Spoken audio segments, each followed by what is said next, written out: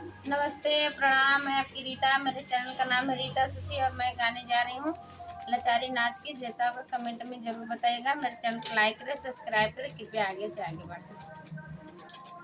जब हम जाई नहीं हरवा बलम सुसुकी धई के रो।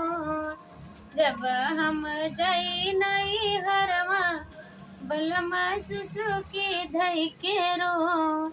सुसुकी धई के रो, हिचकी धई के रो। जब हम जाई नहीं हरवा बलम सुसुकी धई के रो। बगियों में रोआ बगीचों में रो। बगियों में रोआ बगीचों में रो। साझे सवेरे राजोआ बलम सुसुकी धई के रो। साझे सवेरे राजोआ बलम सुसुकी धई के रो।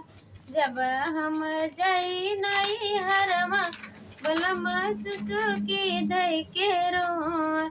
जब हम जाई नहीं हरवा बलम सुसुकी धई के रो। कोठो पे रोआ कोठरियों पे रो।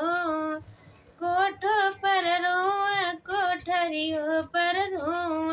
रतिया में खटिया पर टोआ बलम सुसुकी धई के रो।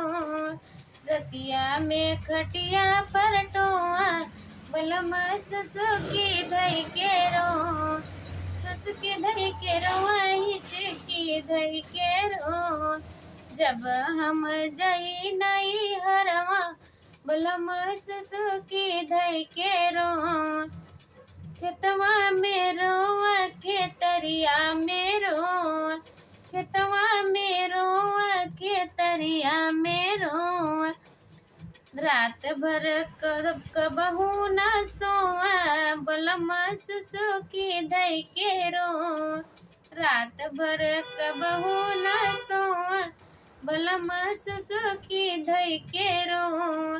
जब हम जाई नहीं हरवा बलम सुसुकी धई के रो।